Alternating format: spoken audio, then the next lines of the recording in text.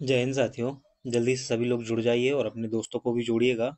आज हम विकसित भारत 2047 जो है विजन है जो भारत सरकार का, उसको देखेंगे कि 2047 में भारत कैसा होने वाला है, क्या क्या लक्ष्य रखे गए हैं, क्या क्रियान्वयन की रणनीति है कि कैसे इसको फॉलो किया जाएगा और क्या क्या उद्देश्य हैं इन सबको, जहाँ जहाँ से मुख्य परीक्षा में प्रश्न बन सकते हैं। हमारा मेन टारगेट तो मुख्य परीक्षा मतलब एमपीपीएससी की जो परीक्षा है उसको क्लियर करना है, उसमें टॉप करना ही हमारा मुख्य उद्देश्य है। आंसर राइटिंग के लिए आपको प्रतिदिन प्रश्न मिल रहे हैं, तो उम्मीद करता हूं कि आप उनको देख रहे होंगे और उनको लिख भी रहे होंगे। साथ ही आपको टेलीग्राम ग्रुप की जो है लिंक भी दे दी जाती है डिस्क्रिप्शन बॉक्स में, तो उस पर जाके आप ज्वाइन करें और आंसर लिख के आप भेज सकते हो, तो उनको चेक करके मैं वापस से आपको भेज देता हूँ। अगर आप व्यक्तिगत रूप से भेजना चाहते हो तो मैंने पिछले वीडियो में अपना मोबाइल नंबर लिखा ही दिया था, तो आप व्हाट्सएप भी कर सकते हो अगर आप किसी और को। लेकिन अगर आप ग्रुप में भेजते हो ना, तो क्या करते हो, और लोग भी उसको देखते हैं, उससे सीखते हैं और जो भी कमियां होती है तो और लोग भी आपको सजेस्ट करेंगे कि ऐसा होना चाहिए था। तो जो पहले से प्रैक्टिस कर रहे हैं वो निश्चित रूप से। अच्छा, कुछ बच्चों का क्वेश्चन था, जैसे दीपक ने मैसेज किया था व्हाट्सएप पर कि सर शुरुआती दौर है अभी, है ना, और पहली शुरुआत कर रहे हैं आंसर लिखने की, आंसर राइटिंग की शुरुआत कर रहे हैं, तो कैसे शुरुआत करें, तो इस पर भी आज चर्चा करेंगे कि कैसे आप शुरुआत कर सकते हो। साथ ही विकसित भारत @2047 से नया टॉपिक जोड़ा गया है सिलेबस में, तो इस टॉपिक को पूरा कंप्लीट करेंगे। जहाँ जहाँ से क्वेश्चन बन सकते हैं, जो जो संभावनाएं हैं, उन सारे के सारे पहलुओं को हम देख लेंगे। जिंदगी का हर पहलू आसान नहीं होता और जो डर कर बैठ गए उनको कुछ नहीं मिलता, और जो लड़ते रहते हैं उनके कदमों में जहान होता है। तो आपको लड़ते रहना है, संघर्ष करते रहना है, तभी ये चीज़ें बदलेंगी, है ना। विकसित भारत 2047 का सपना पूरा आप लोग ही करोगे, जो एमपीपीएससी अभ्यर्थी हैं, सिविल सर्वेंट जो उम्मीदवार हैं, अभ्यर्थी हैं, एस्पिरेंट हैं हम कह सकते हैं, उन्हीं के द्वारा तो बदला जाना है। ब्यूरोक्रेसी ही जिस लेवल पे जाके काम करती है, देश में उस तरीके के परिवर्तन दिखते हैं, और आप ब्यूरोक्रेसी का हिस्सा बनने वाले हो जल्दी। अगर आप कंटिन्यू क्लास लेते रहे और आंसर राइटिंग करते रहे, एमसीक्यू की प्रैक्टिस करते रहे, तो प्रीलिम्स भी निकलेगा, मेंस भी निकलेगा, और इंटरव्यू के लिए मेंस की तैयारी जब अच्छे से करते हो ना, तभी समझ बनती है कि इंटरव्यू में हमें कैसे परफॉर्म करना है। तो इसके साथ सिर्फ मेंस की क्लासेस से मेंस की तैयारी नहीं होती है, इंटरव्यू की भी साथ में तैयारी हो जाती है। तो हम स्वागत करते हैं आप सभी का हमारे यूट्यूब चैनल अधिकारी बाबू पर, और मैं हूं शुभम नामदेव, और आप देखना शुरू कर चुके हैं विकसित भारत @2047 अर्थव्यवस्था की एक क्लास, जिसमें आप कंटिन्यू जुड़े रहेंगे, वीडियो को लाइक करेंगे और अपने दोस्तों में शेयर करेंगे, मैं ऐसी उम्मीद करता हूं आपसे। अब हम क्लास को शुरू करते हैं। तो स्वागत है सभी का।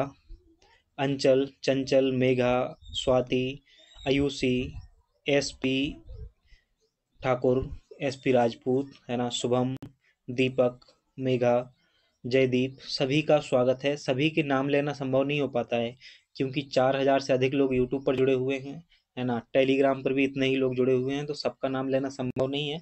तो कुछ लोगों का अलग अलग जो वीडियो में नाम लेते रहते हैं, और नाम खासकर उनके याद हो जाते हैं जो संपर्क बनाए रहते हैं, कि कमेंट करते रह रहे हैं या फिर टेलीग्राम पर बात करते रहते हैं, है ना। तो छाया जी हो गई जैसे, तो उनसे अक्सर बात होती रहती है, वो पूछती रहती हैं कि उनको क्या क्या समस्या आ रही है।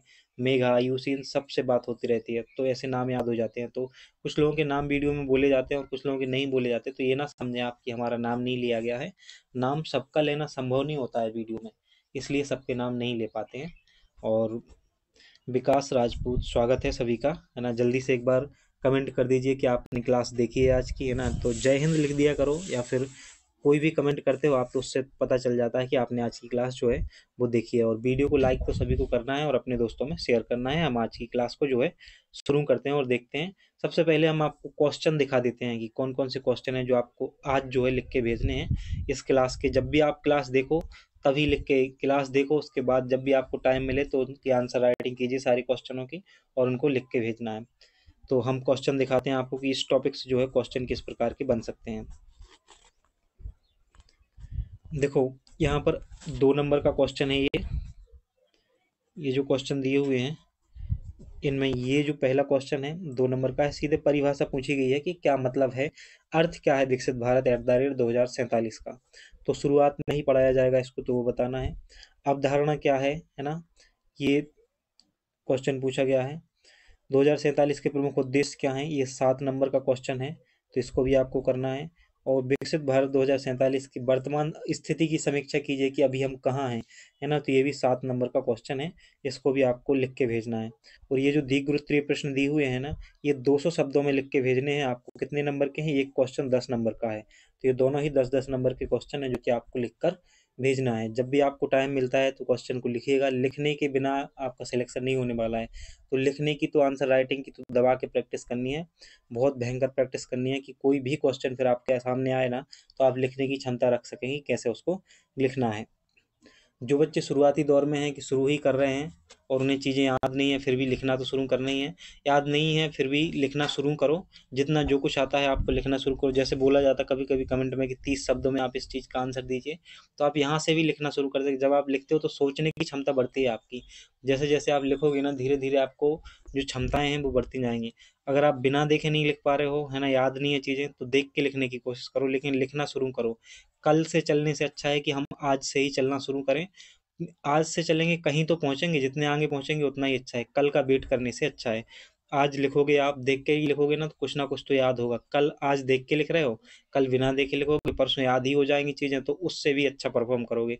ये नहीं सोचना है कि मैंने आंसर अच्छा नहीं लिखा होगा तो कोई देखेगा, कोई आपको पहचानता नहीं है ना। जिस दिन पहचान उसी दिन बनेगी जब आपका सिलेक्शन हो जाएगा, जब आपका नाम मैगजीनों में आएगा, अखबार में आएगा, न्यूज़ चैनलों में आएगा, तभी आपका नाम बनेगा। और इसको बनाने के लिए आपको कंटिन्यू जो है वो आंसर राइटिंग करनी होगी, एमसीक्यू प्रैक्टिस करनी होगी, कंटिन्यू क्लासेस लेनी होगी और सिलेबस को समय रहते कंप्लीट करना होगा। जल्दी ही इसके साथ साथ पेपर 1 और पेपर 2 की क्लासेस भी आपको मिलेंगी, है ना। तो आप इस पर सपोर्ट कीजिए, जल्दी से सपोर्ट करते रहेंगे तो जल्द ही वो आपको क्लासेस भी मिलेंगी। तो कहने का मतलब ये है कि वीडियो को शेयर कर दिया करो, लाइक कर दिया करो, तो जैसे जैसे व्यूज़ बढ़ते जाएंगे क्लासेस मिलती जाएंगी और भी।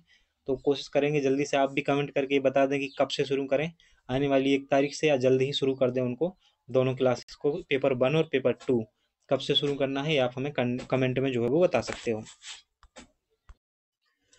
थोड़ी सी और चर्चा कर लेते हैं, उसके बाद आते हैं कि कंटेंट पर आते हैं। तो जैसे जब आप आंसर लिखते हो तो क्या होता है, कुछ कुछ क्वेश्चन ऐसे होते हैं जिनमें सीधा और स्पष्ट पूछा जा रहा होता है। जैसे पूछा गया कि विकसित भारत @2047 क्या है, तो इसमें आपको सीधे बताना है कि विकसित भारत @2047 क्या है, इससे क्या आशा है, इसका अर्थ क्या है ना, क्या उद्देश्य है, मतलब क्या किस लिए ये लाया गया है, ये बताना है। तो इतना ही बताना होता है। लेकिन जैसे आप कोई 7 नंबर का या फिर कोई 10 नंबर का आंसर लिख रहे होते हो, क्वेश्चन का आंसर लिख रहे होते हो, तो उस समय क्या है कि कभी कभी ऐसा होता सकता है क्वेश्चन जिसमें हमें एनालिसिस, विश्लेषणात्मक आंसर लिखना है। तो आपको फिर किस प्रकार से लिखना होगा, सबसे पहले तो आप उसका थोड़ा सा परिचय दीजिए, है ना, परिचय दीजिए। और फिर मैं मुख्य भाग पर आइए, प्रश्न के जो डिमांड है उस पर आइए, और फिर कुछ निष्कर्ष भी दीजिए, है ना। निष्कर्ष भी आपको लिखना चाहिए।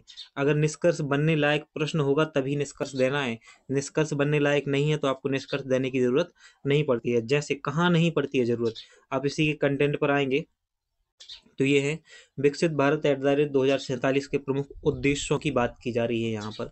अगर आपसे सीधा क्वेश्चन बनता है कि विकसित भारत 2047 के प्रमुख उद्देश्य क्या हैं, इस प्रकार से प्रश्न बनता है, तो आप जब आंसर की शुरुआत करेंगे तो एक लाइन में बताइएगा कि विकसित भारत क्या है ना, विकसित भारत 2047 क्या है।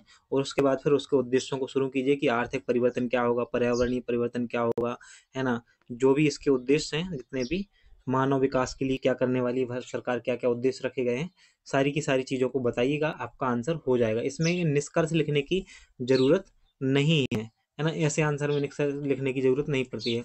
मैक्सिमम निष्कर्ष जो मिलते हैं आपको देखने को, वो मिलते हैं ज्योग्राफी सब्जेक्ट में, है ना। ज्योग्राफी में निष्कर्ष लिखने की बहुत ज़रूरत पड़ती है, तो अभी तो इसमें नहीं पड़ती है, तो कोई दिक्कत नहीं है ना। तो जहाँ भी सीधा सा क्वेश्चन आएगा, आपको जो डिमांड है क्वेश्चन की वही लिखना है, उसके अलावा लिखने की जरूरत नहीं है। अब हम आते हैं कंटेंट पर। कोई भी योजना या प्लान करती है भारत सरकार, तो जिस उद्देश्य से लाती है उस उद्देश्य को पूरा करने के लिए जितने भी आयोग हैं उनको भी ध्यान में रखना होता है। इसलिए ये सिलेबस में ऐड किया गया है कि आपको, जो आप ब्यूरोक्रेसी में शामिल होने वाले हो, तो इन सब चीज़ों का आपको ध्यान रहना चाहिए कि पर्पस क्या है, उद्देश्य क्या है। तो क्या है विकसित भारत @2047, पहले इसकी चर्चा कर लेते हैं, है ना, परिचय की चर्चा कर लेते हैं। अगर मैं इसको नोट करा रहा होता तो वही नोट कराता पहले परिचय को, कि परिचय लिखिए इस टॉपिक का, फिर उसके कंटेंट पर आता, है ना। तो विकसित भारत 2047 एक एजेंडा है भारत सरकार का, एक व्यापक दृष्टि योजना है। क्या है? व्यापक दृष्टि योजना है, जिसका लक्ष्य क्या रखा गया है कि जब हम स्वतंत्रता की 100वीं वर्षगांठ मनाएं, तब 2047 तक भारत को हम विकसित राष्ट्र में बदल दें। किसमें? विकसित राष्ट्र में। अभी कैसा है भारत? विकासशील राष्ट्र की श्रेणी में आता है। और हमारी कोशिश है, हमने उद्देश्य रखा है, लक्ष्य रखा है, टारगेट सेट किया है कि 2047 जब हम भारत की स्वतंत्रता की 100वीं वर्षगांठ को मना रहे हों, उस समय हम अपने भारत को एक विकसित राष्ट्र के रूप में देखें। यही है विकसित भारत @2047। विकसित भारत कहे जाने वाला यह दृष्टिकोण एक व्यापक विकास प्रतिमान को समाहित करता है। सभी वर्गों को इसमें शामिल किया गया है। इसमें आर्थिक विकास, टेक्नोलॉजिकल उन्नति, तकनीकी विकास, समावेशी विकास और पर्यावरणीय स्थिरता जो है वो शामिल की गई है। समावेशी विकास किसे कहते हैं, ये आप कमेंट में बताएंगे कि समावेशी विकास किसे कहते हैं। क्या होता है, उससे ये भी पता चलता है कि कौन से बच्चे जो हैं सीरियस तैयारी कर रहे हैं। जब कोई कमेंट में पूछा जाता है कुछ, और अगर आप उसका जवाब देते हो, तो निश्चित रूप से आप सीरियस हो अपनी तैयारी को लेकर। तो विकसित भारत एक अवधारणा है, एक लक्ष्य है भारत सरकार का, जिसे 2047 तक हासिल करके भारत को विकसित राष्ट्र के रूप में बदलना है। इसके अंतर्गत जो है शीर्ष नीति थिंक टैंक नीति आयोग ने इस व्यापक दस्तावेज को जो है तैयार किया है। तो किसने तैयार किया है, ये प्रीलिम्स में भी पूछा जा सकता है। विकसित भारत @2047 जो है, ये जो दस्तावेज है किसने तैयार किया है, तो ये नीति आयोग ने तैयार किया है। आपको याद रखना चाहिए। 10 क्षेत्रीय विषयगत दृष्टिकोण को समाहित किया गया है इसमें। दस्तावेज उन क्षेत्रों और प्रौद्योगिकियों की रूपरेखा तैयार करता है जिसमें भारत 2047 तक नेतृत्व करना चाहिए, और आवश्यक संस्थागत और संरचनात्मक सुधारों को भी संबोधित करता है ये दस्तावेज। तो किसने तैयार किया है? नीति आयोग ने तैयार किया है। इतनी चीजें आपको याद होनी चाहिए। बिल्कुल आसान सी चीजें हैं, ज्यादा कुछ, बिल्कुल सरल भाषा में दिया गया है इन नोट्स में, तो आराम से आप समझेंगे चीजों को। विकसित देश क्या है? अलग अलग श्रेणियों में विकसित देशों को बांटा गया है। जो क्या होता है, अलग अलग जो संस्थाएं होती हैं वो अपने उनके अलग पैरामीटर होते हैं, अलग मापन के तरीके होते हैं। संयुक्त राष्ट्र का अलग है, और WTO का अलग है, विश्व बैंक का अलग है ना। तो विभिन्न वैश्विक निकाय और एजेंसियां अलग अलग तरीके से विकसित देश को जो है वो वर्गीकृत करती हैं। संयुक्त राष्ट्र की विश्व आर्थिक स्थिति और संभावनाएं देशों को 3 व्यापक श्रेणियों में बांटती हैं। ये किसके अनुसार है? ये संयुक्त राष्ट्र के अनुसार है, यूनाइटेड नेशंस के अनुसार है। 3 भागों में बांटा गया है। कौन कौन सी? एक तो होती है विकसित अर्थव्यवस्था होती है। पहला होता है विकसित अर्थव्यवस्था संक्रमण है, और एक होती है विकासशील अर्थव्यवस्था। आर्थिक स्थितियों के आधार पर देशों को वर्गीकृत करने के लिए संयुक्त राष्ट्र जो मानक बनाता है वो क्या है? प्रति व्यक्ति सकल राष्ट्रीय आय। क्या है? प्रति व्यक्ति सकल राष्ट्रीय आय, जिसे हम GNI कहते हैं। GNI कहते हैं, प्रति व्यक्ति सकल राष्ट्रीय आय। वर्तमान अमेरिकी डॉलर में इसे मापा जाता है, और आधार पर विश्व बैंक के वर्गीकरण का उपयोग करता है। तो संयुक्त राष्ट्र जो है इसका आधार मानता है क्या? प्रति व्यक्ति सकल राष्ट्रीय आय को मानता है कि कौन सा देश विकसित अर्थव्यवस्था में आता है, या फिर अर्थव्यवस्थाएं संक्रमण में है, या फिर विकासशील अर्थव्यवस्था है। इस प्रकार से जो है यूनाइटेड नेशन मापता है। पहले क्या होता था, जब देश 1947 के समय भारत जो है उसको तीसरी दुनिया के देशों में रखा जाता था, है ना। तो तीसरी दुनिया के देशों में वे देश आते थे जो अभी अभी आज़ाद हुए हैं और विकासशील देशों की श्रेणियों में आते हैं। निम्न आय वाले देशों को उस समय रखा जाता था, लेकिन अब ऐसा नहीं है। अब विश्व भर में कोई भी तीसरी दुनिया का देश नहीं है, अब कोई तीसरी दुनिया जैसी स्थिति नहीं है। 1947 में ब्रिटिश शासन से आज़ादी के समय भारत को तीसरी दुनिया के देशों में शामिल किया गया था, लेकिन पिछले 7 दशकों में इसकी GDP में महज 2.7 लाख करोड़ रुपए से बढ़कर कितनी हो गई है? 150 लाख करोड़ रुपए हो गई है। इकोनॉमिक्स में ये दिक्कत है एक तो थोड़ी सी, इकोनॉमी में जब भी आप इंडियन इकोनॉमी पढ़ोगे या किसी भी देश की इकोनॉमी पढ़ोगे, तो उसमें फैक्ट ज़्यादा याद रखने पड़ेंगे, है ना। समझने के साथ साथ फैक्ट को भी याद रखना पड़ता है। अपने आंसर को ऑथेंटिक बनाने के लिए जरूरी होता है कि आप कुछ फैक्ट भी याद रखें। तो पिछले 7 दशकों में भारत की GDP जो है 2.7 लाख से बढ़कर कितनी हो गई है? 150 लाख करोड़ रुपए हो गई है। भारत एक विकासशील देश के रूप में वर्तमान में कैसा है, तो ये देख लेते हैं। भारत अभी विकासशील देशों की श्रेणी में ही आता है। भारत अभी विकसित देशों के साथ साथ कुछ विकासशील देशों से काफ़ी पीछे है। तो हम विकासशील देशों में भी अभी काफ़ी पीछे हैं। जैसे अक्सर चर्चा में जीडीपी सकल घरेलू उत्पाद के पूर्ण स्तर पर होती है। उस मैट्रिक पर भारत दुनिया की सबसे बड़ी अर्थव्यवस्थाओं में से एक है। जीडीपी के मामले में जो है भारत दुनिया की सबसे बड़ी अर्थव्यवस्थाओं में से एक है। भले ही अमेरिका और चीन हमसे बहुत आगे हैं, लेकिन हम भी इनसे जो है जीडीपी के मामले में इनके साथ चल रहे हैं। विकसित अर्थव्यवस्थाओं, बड़ी अर्थव्यवस्थाएं जो है उनमें आता है। भारत का एक बहुत बड़ा विशाल क्षेत्र है, एक बड़ा मार्केट है भारत के पास। जीडीपी के मामले में जो है बड़ी अर्थव्यवस्थाओं में भारत शामिल है। विकसित देश के वर्गीकृत होने के लिए जो है किसी देश के लोगों की औसत आय जो है वो अधिक मायने रखती है। अगर कि कोई देश विकसित देश है, इसके लिए सबसे ज़्यादा जो महत्वपूर्ण होता है, उन देश के नागरिकों की जो प्रति व्यक्ति आय होती है ना, औसत आय, वो ज़्यादा मायने रखती है। वहीं प्रति व्यक्ति आय के मामले में भारत जो है बांग्लादेश से पीछे है।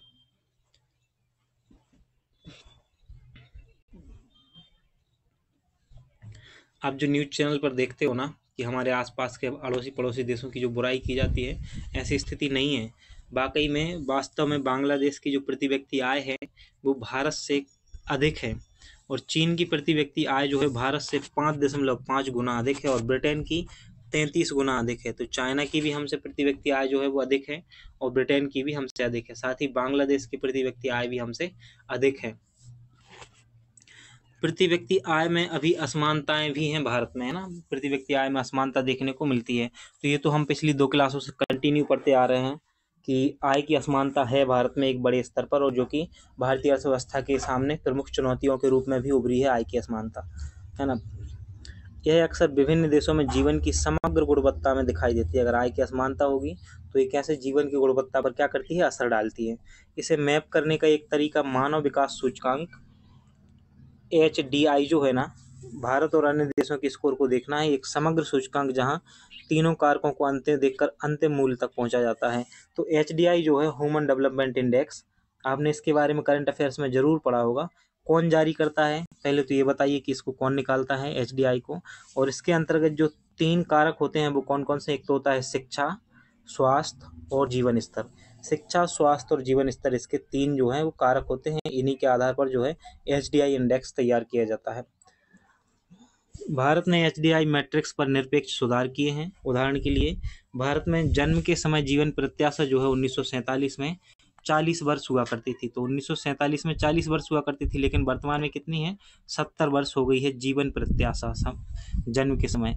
भारत ने प्राथमिक, माध्यमिक और तृतीयक तीनों स्तर पर शिक्षा में नामांकन में भी क्या की है, बड़ी प्रगति की है। लगातार जो है वो भारत प्रगति कर रहा है। तो हम ये वर्तमान स्थिति देख रहे हैं भारत की, कि विकसित भारत की वर्तमान स्थिति क्या है। तो हमने क्या क्या देखा उसमें।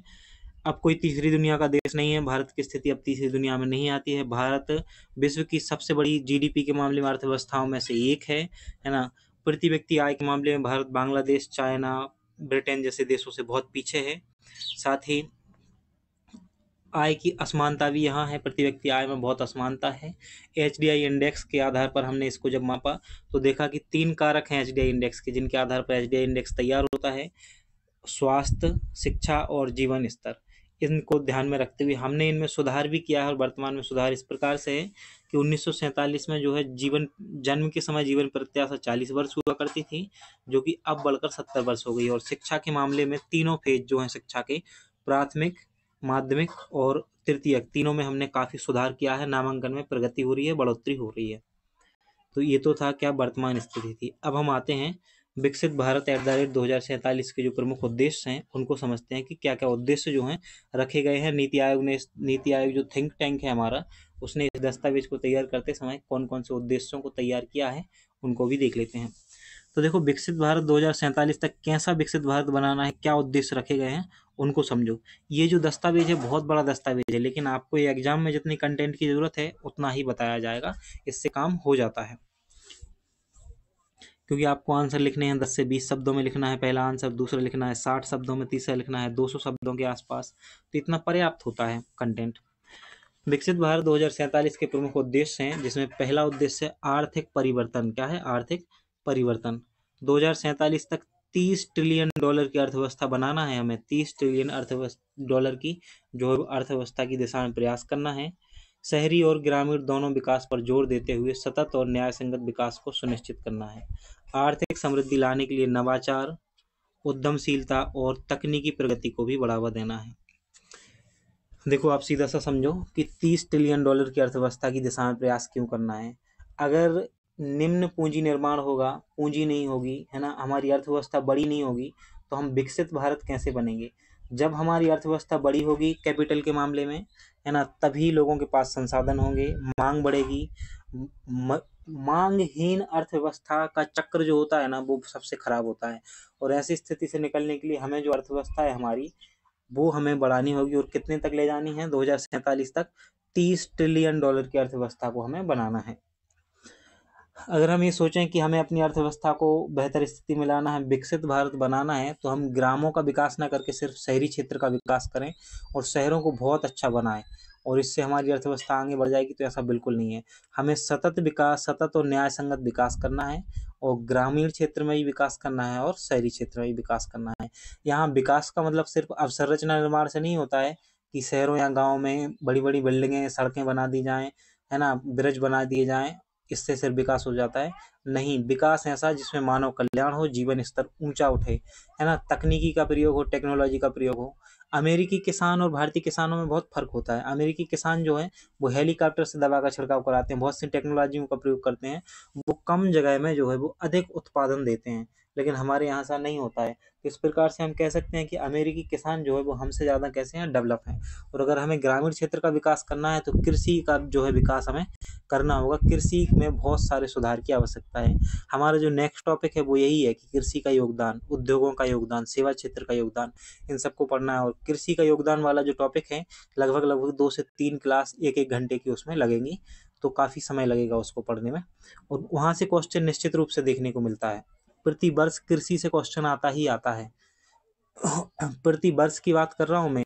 हर वर्ष की एमपीपीएससी के जितने भी एग्जाम हुए हैं और यूपीएससी के, सब में कृषि से क्वेश्चन आता ही है। आप पेपर 3 चाहे एमपीपीएससी का उठा के देख लो और चाहे देख लो आप यूपीएससी का, उसमें कृषि से संबंधित क्वेश्चन जो है वो मिलेगा।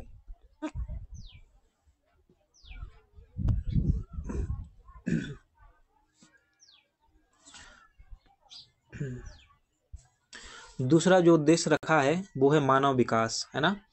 मानव विकास में क्या क्या आता है, स्वास्थ्य देखभाल, शिक्षा और उनको कौशल प्रदान करना है। एक तो ये चीज़ हो गई। दूसरी, 2047 तक औसत जीवन प्रत्याशा जो है वो 71.8 वर्ष और साक्षरता दर जो है वो 90% का लक्ष्य रखा गया है। 89.8% का लक्ष्य रखा गया है कि 2047 तक हमें अपनी जो साक्षरता दर है 89.8% करना है। कितना करना है, 89.8% जो है हमें अपनी साक्षरता दर को बढ़ाना है, करना है। और जीवन प्रत्याशा को कितना करना है, 71.8% पर ले जाना है। साथ ही एक उद्देश्य और है कि गुणवत्तापूर्ण युवाओं को गुणवत्तापूर्ण शिक्षा और प्रासंगिक कौशल से सशक्त बनाना है, ताकि वो रोजगार का निर्माण भी कर सकें और अच्छे रोजगार को चयन भी कर सकें। ये जो है, बेरोजगार व्यक्ति कभी अर्थव्यवस्था में सहयोग नहीं कर सकता है। अर्थव्यवस्था को मजबूत तो वही लोग कर सकते हैं जिनके पास रोजगार है, जो कुछ कर रहे हैं, है ना। तो ये लक्ष्य भी याद रखना है। स्वास्थ्य देखभाल, शिक्षा, कौशल का विकास करना। 2047 तक टारगेट रखा है औसत जीवन प्रत्याशा का 71.8% और साक्षरता का क्या है टारगेट, 89.8% का रखा गया है। युवाओं को गुणवत्तापूर्ण शिक्षा और कौशल प्रदान करना भी लक्ष्य रखा गया है।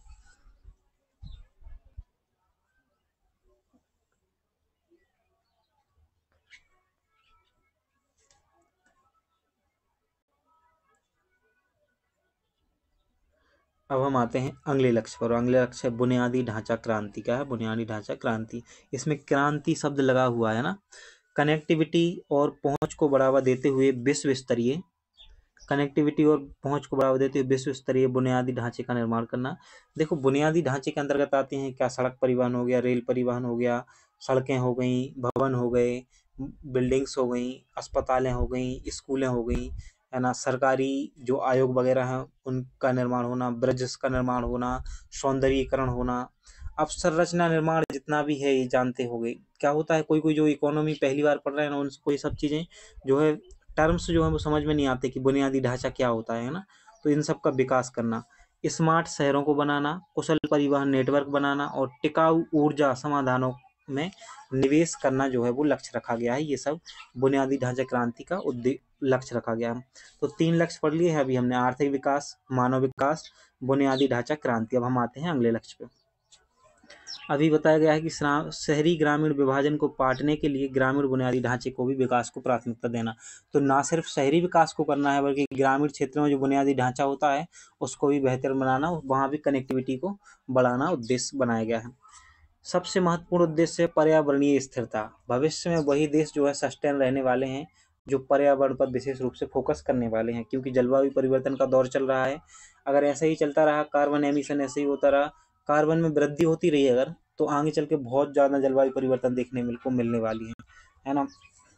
जलवायु परिवर्तन को कम करना और पर्यावरणीय क्षरण को कम करना भी एक टारगेट रखा गया है। प्राकृतिक संसाधनों का संरक्षण करें और नवीकरणीय ऊर्जा को अपनाने को बढ़ावा देना। पर्यावरण अनुकूल प्रथाओं पर जोर देते हुए कार्बन तटस्थ अर्थव्यवस्था के लिए प्रयास करना। तो कार्बन तटस्थ अर्थव्यवस्था बनानी है, यह भी उद्देश्य रखा गया है। अगला है समाज कल्याण। क्या है समाज कल्याण? सामाजिक सुरक्षा, सोशल सिक्योरिटी की बात की जा रही है। सामाजिक सुरक्षा बहुत महत्वपूर्ण होता है, जिसके अंतर्गत सामाजिक सुरक्षा में क्या आता है, जैसे कोई वृद्ध व्यक्ति हैं तो उनको पेंशन दी जाए ताकि उनको सामाजिक सुरक्षा मिले।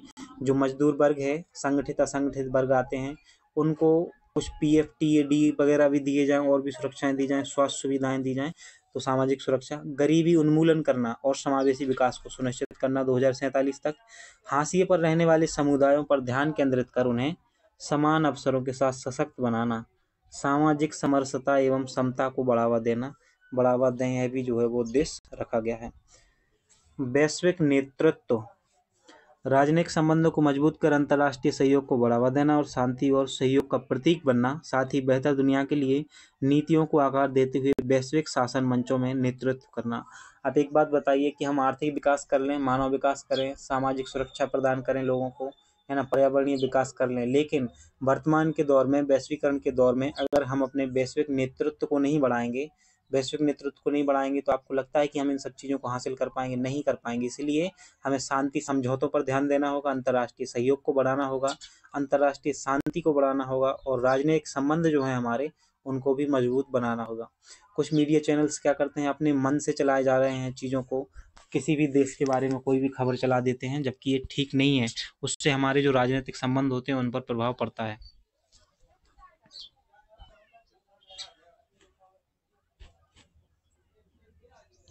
तो ये तो थे विकसित भारत @ 2047 के जो हैं उद्देश्य थे।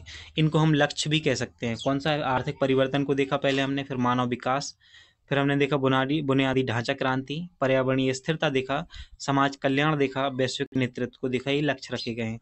अब हम आते हैं कि भारत का विजन विकसित भारत 2047 जो है उसमें वर्तमान स्थिति क्या है भारत की, अब हमें देखना है। एक नज़र जो है भारत की वर्तमान स्थिति पर डालते हैं कि विकसित भारत 2047 जो है वर्तमान स्थिति क्या है। भारत देखो अभी एक निम्न मध्यम आय वाले देशों की श्रेणी में शामिल है, ठीक है। उच्च आय वाली अर्थव्यवस्था बनाने के लिए इसे 2047 तक $13,846 प्रति व्यक्ति GNI के टारगेट को पार करना होगा। कितना? 13,846 प्रति व्यक्ति, जो डॉलर के रूप में है ये, प्रति व्यक्ति डॉलर GNI को टारगेट को पार करना होगा। और लक्ष्य को हासिल करने के लिए समृद्धि के 3 प्रमुख संकेतकों पर ध्यान केंद्रित करने की और काम करने की भारत सरकार को जरूरत है। कौन कौन से? एक तो निर्दिष्ट लंबी अवधि में समग्र सकल घरेलू उत्पाद और प्रति व्यक्ति आय में वृद्धि करनी होगी।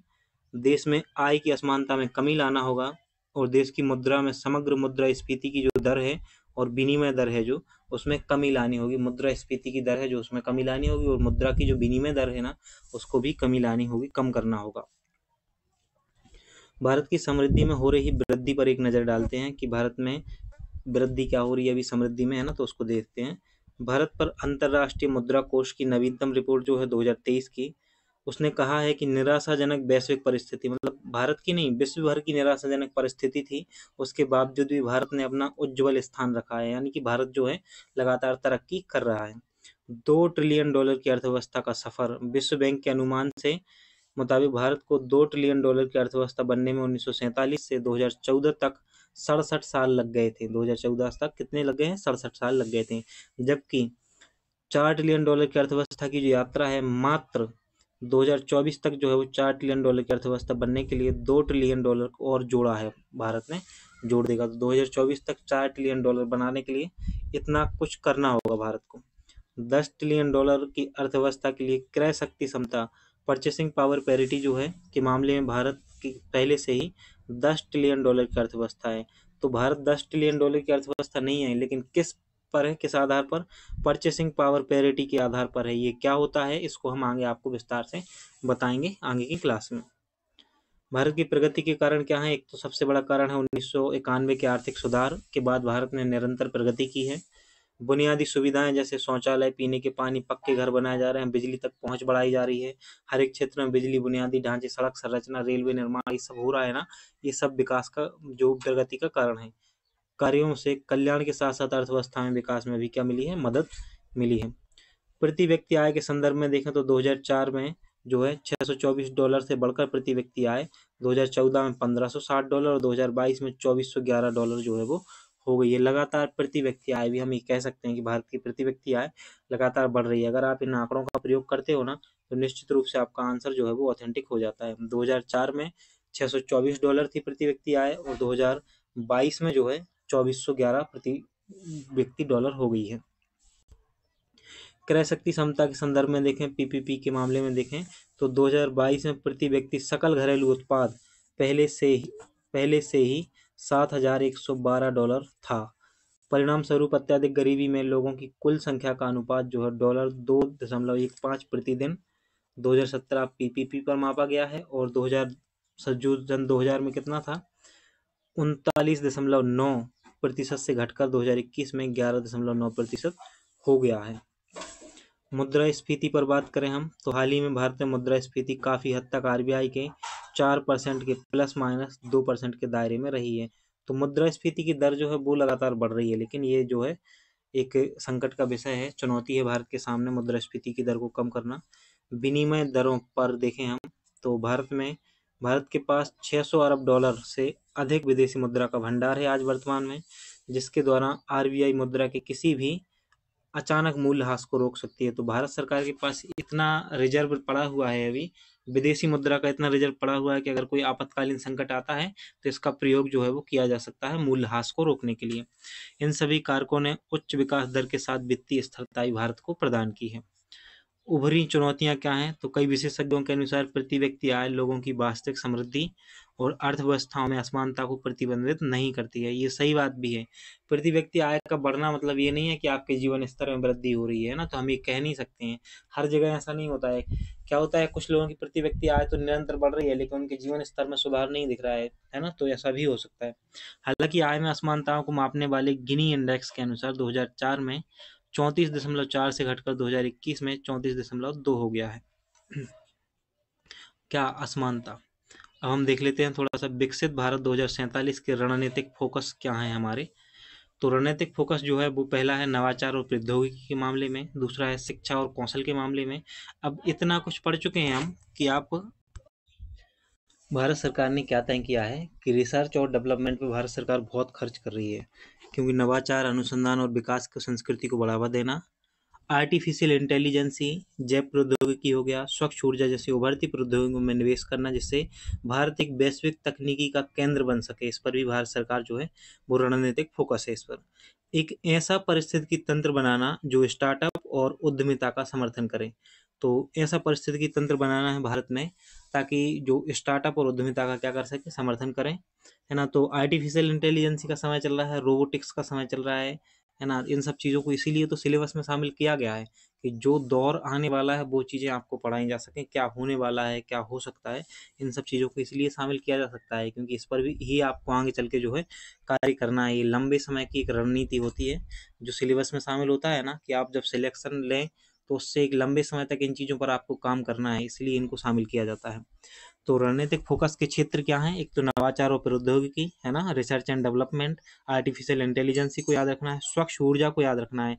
समय चल रहा है स्वच्छ ऊर्जा का, है ना। कार्बन को रोकने के लिए अब क्या, किस प्रकार की ऊर्जा, ग्रीन एनर्जी का प्रयोग किया जा रहा है, स्वच्छ ऊर्जा का प्रयोग किया जा रहा है। ये सब चीज़ें जो है ध्यान रखने की हैं।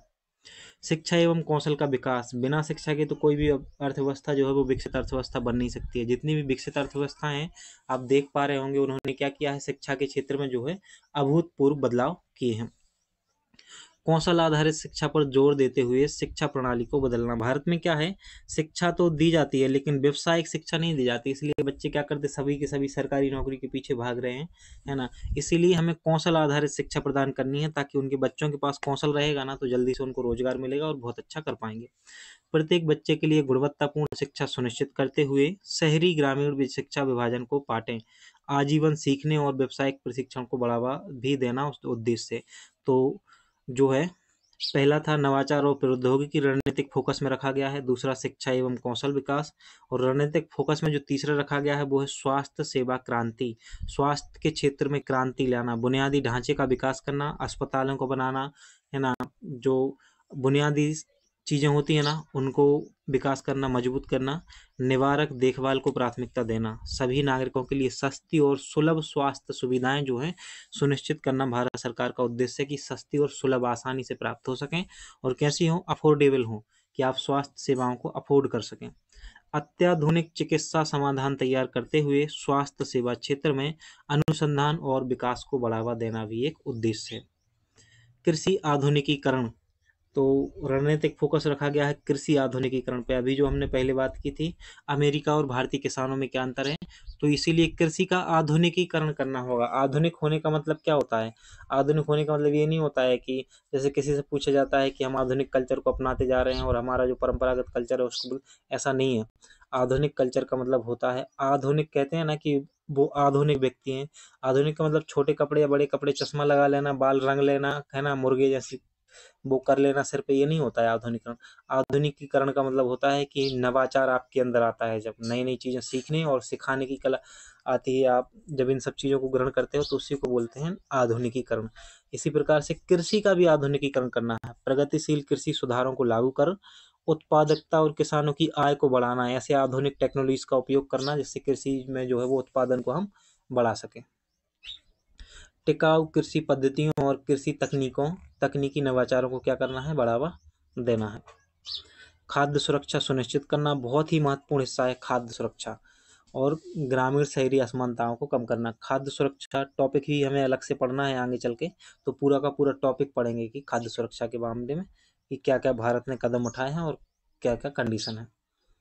विनिर्माण और व्यापार में रणनीतिक जो पहलू है, मेक इन इंडिया पहल को बढ़ावा देना है ना, व्यापार करने में आसानी की सुविधा प्रदान करना और निर्यात को बढ़ावा देना, एक मजबूत विनिर्माण क्षेत्र को बढ़ावा देना, आर्थिक विकास और रोजगार सृजन को बढ़ावा देना, छोटे और मध्यम उद्यमों को फलने फूलने और नव प्रवर्तन के लिए प्रोत्साहित करना, बुनियादी ढांचा और कनेक्टिविटी, विश्व स्तरीय परिवहन नेटवर्क विकसित कर टिकाऊ ऊर्जा में निवेश करें और स्मार्ट शहरों का निर्माण करना, वस्तु और लोगों की निर्बाध आवाजाही सुनिश्चित करते हुए कनेक्टिविटी बढ़ाना और पर्यावरण अनुकूल और टिकाऊ बुनियादी ढांचे के विकास को प्राथमिकता देना। बुनियादी ढांचा और कनेक्टिविटी ये हम कई बार समझा चुके हैं आपको कि होता क्या है, तो जैसे ही आपको लिखा है कहीं कि बुनियादी ढांचा और कनेक्टिविटी, उससे आपको समझ जाना है कि परिवहन क्षेत्र की बात हो रही है, टिकाऊ ऊर्जा की बात हो रही है ना, और स्मार्ट शहरों की बात हो रही है। साथ ही जो बुनियादी ढांचे में क्या क्या आता है, बिल्डिंग्स आती हैं, है ना, ये सब चीज़ें, सड़कें अड़के ये सब आती हैं, तो इन सब चीज़ों को आपको ध्यान रखना है।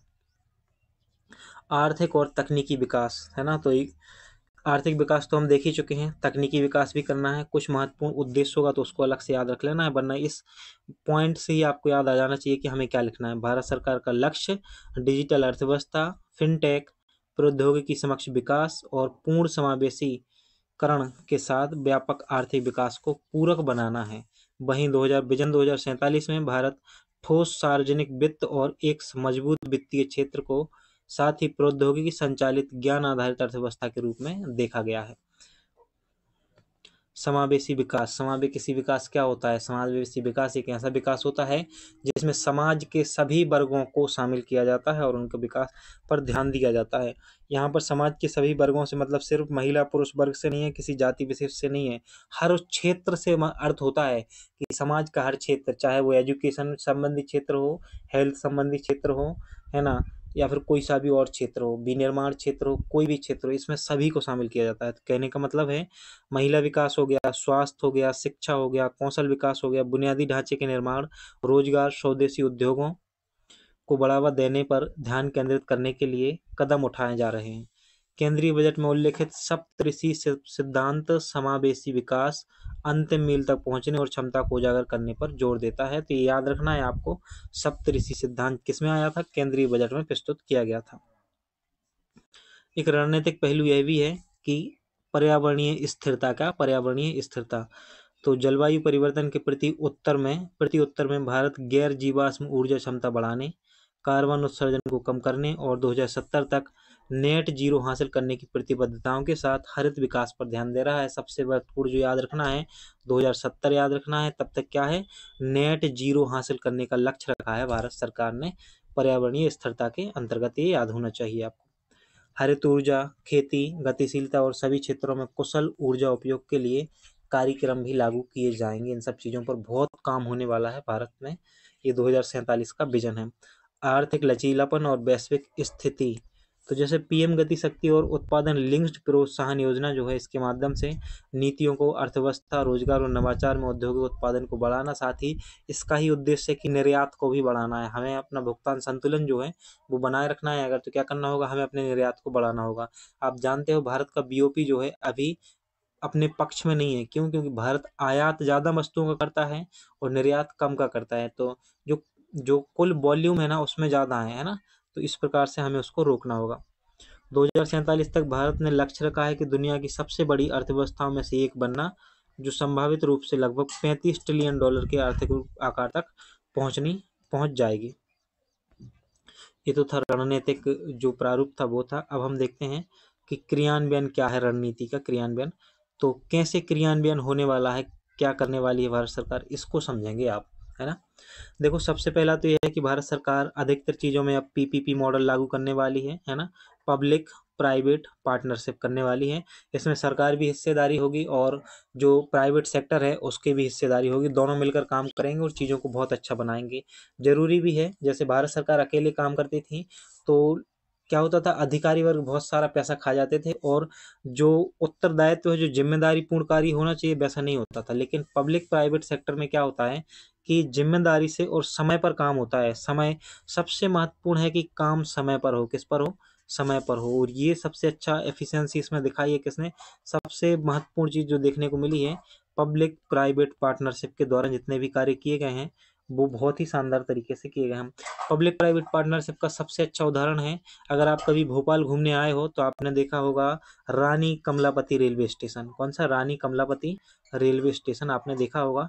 तो आप देखेंगे कि क्या शानदार रेलवे स्टेशन बना है। और बाकी रेलवे स्टेशन देख लो, फर्क दिखता है। दूसरा, आप कभी गुवाहाटी गए हो? मैं तो अभी अभी गुवाहाटी घूम के आया हूँ, तो आपको बता रहा हूँ। आप जब गुवाहाटी घूमने जाओगे ना तो आप देखोगे कि क्या शानदार रेलवे स्टेशन बना हुआ है। वो तो जंक्शन है, बहुत बेहतरीन जंक्शन बनी हुई है ना। और रानी कमलापति रेलवे स्टेशन भी बहुत शानदार बना हुआ है। तो आप देखेंगे तो ये पब्लिक प्राइवेट पार्टनरशिप का उदाहरण है।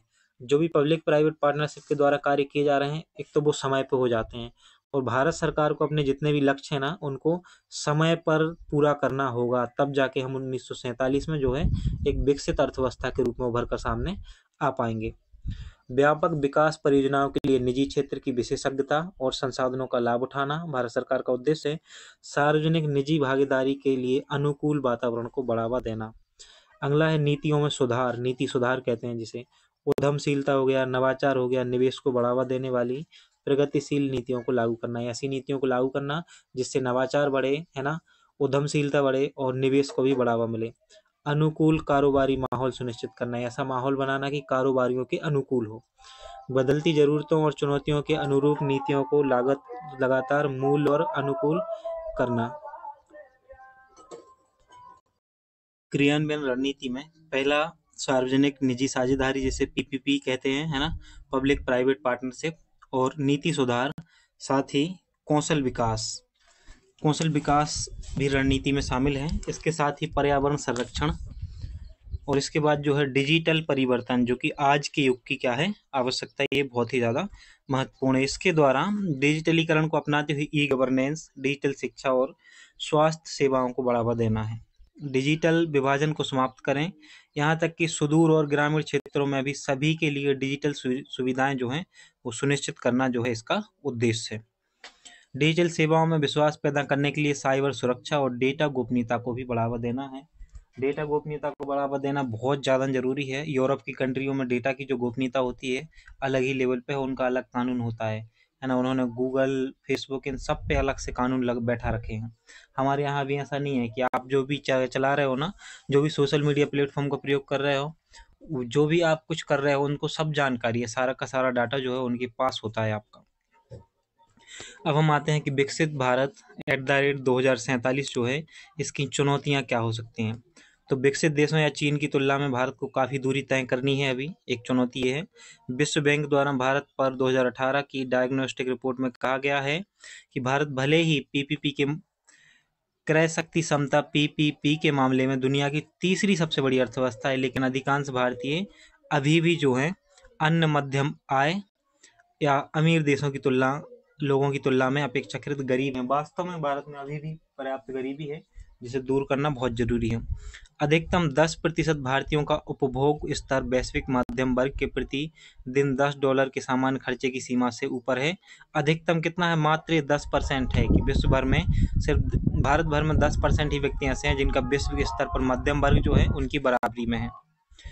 अगला है उपभोग में भोजन का हिस्सा, है ना। तो अन्य मैट्रिक्स जैसे उपभोग में खाद्य हिस्सेदारी सुझाव देते हैं कि भारत में अमीर परिवारों को भी गरीब परिवारों के स्तर तक पहुंचने अमीर परिवारों को भी अमीर देशों में गरीब परिवारों के स्तर तक पहुंचने के लिए अपने कुल उपभोग का पर्याप्त विस्तार देखना होगा। कहने का मतलब ये है कि भारत का जो अमीर वर्ग है, अन्य देशों के गरीब वर्ग की तुलना में भी अभी वहां तक पहुंचने में भी हमें बहुत सफर तय करना है। असमानता है ना। भारत में गहरी जड़ें जमा चुकी है असमानता। ये अलग अलग प्रकार की सामाजिक आर्थिक यहाँ पर असमानता देखने को मिलती है, इसको दूर करना है, ये चुनौती है। निरक्षरता, ये भी एक बहुत बड़ी चुनौती है। 25% से अधिक आबादी जो है आज भी कैसी है? अशिक्षित है। महिलाओं की बात करें तो सबसे निराशाजनक स्थानों में एक महिला श्रम बल भागीदारी अनुपात है। पिछले दशक में इसमें तेजी से और लगातार गिरावट आई है। तो क्या होता है, महिला श्रम और पुरुष श्रम है उसमें एक बड़ा गैप देखने को मिल रहा है। ये भी एक समस्या है क्योंकि अर्थव्यवस्था में आधे से ज़्यादा आधी जनसंख्या महिलाओं की है ना, और आधी जनसंख्या पुरुष की है। तो हिस्सेदारी नहीं होगी अगर, तो अर्थव्यवस्था को हम आगे कैसे ले जाएंगे। इसलिए ज़रूरी है कि महिलाओं की जो हिस्सेदारी है वो बराबरी की होनी चाहिए। अब हम इस अध्याय को, जो टॉपिक है हमारा, इसको कंक्लूड कर रहे हैं, तो आप समझेंगे, है ना। विकसित भारत @2047 विजन दस्तावेज अगले कुछ दशकों में भारत के विकास और आर्थिक वृद्धि का मार्गदर्शन करने के लिए एक महत्वाकांक्षी और व्यापक प्रयास का प्रतिनिधित्व करता है।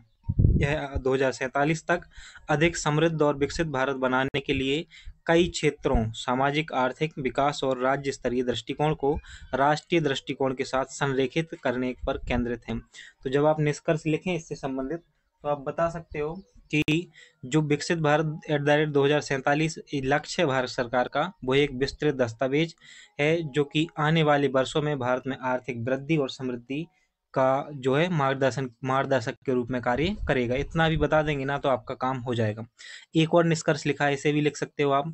2047 तक विकसित भारत के सपने को हासिल करने के लिए भारत को उदार बाजार नीतियों, निवेश और नवाचारों के साथ साथ गुणवत्तापूर्ण शिक्षा और कौशल निर्माण के माध्यम से मानव विकास पर लगातार काम करने की जरूरत है। हालांकि एकमात्र चेतावनी यह है कि कोई कोविड प्रकार की बीमारी का प्रकोप या कोई बड़ा युद्ध, प्राकृतिक आपदा या राजनीतिक उथल पुथल ना हो। तो यह भी एक पॉजिटिव वे में निष्कर्ष है, इसे भी आप लिख सकते हो। तो एक से दो बार पढ़ लेना इन चीज़ों को, तो चीज़ें याद हो जाएंगी। दोबारा से क्लास को देख लेना। हमारा जो नेक्स्ट टॉपिक रहेगा वो हम क्या देखने वाले हैं, तो कृषि शायद राष्ट्रीय आय से संबंधित है, तो वो आपको हम बता देते हैं। देख के नेक्स्ट क्लास में ही समझ में आएगा। इसके जो क्वेश्चन हैं ये हमने पहले ही शुरुआत में ही बता दिए थे। ये सारे के सारे क्वेश्चन लिखकर आपको हमारे टेलीग्राम ग्रुप में भेजना है। अगर टेलीग्राम ग्रुप नहीं मिला है अभी तक, तो इसके डिस्क्रिप्शन बॉक्स में लिंक होगी, और अगर लिंक नहीं मिल पा रही है, आपको लिंक से नहीं खुल रहा है, तो आप सीधे टेलीग्राम पर जाकर सर्च करें अधिकारी बाबू आंसर राइटिंग ग्रुप, है ना, ऐसे सर्च करेंगे, या फिर अधिकारी बाबू MPPSC लिख दें आप, तब भी आ जाएगा। तो उस ग्रुप में हमारे आंसर राइटिंग ग्रुप की लिंक जो है वो मिल जाती है। तो आप सीधा सर्च करें अधिकारी बाबू MPPSC, टेलीग्राम पर जाकर सर्च करोगे तो आपको ग्रुप मिल जाएगा। वीडियो अच्छा लगा हो तो कमेंट बॉक्स में ज़रूर बताइएगा कि वीडियो अच्छा लगा है। आपके सुझाव जो हैं वो भी कमेंट कर सकते हो आप। और और कौन से सब्जेक्ट की क्लासेस जो हैं वो शुरू की जाएँ, यह भी कमेंट करिएगा। साथ ही वीडियो को लाइक ज़रूर करिएगा। मिलते हैं फिर।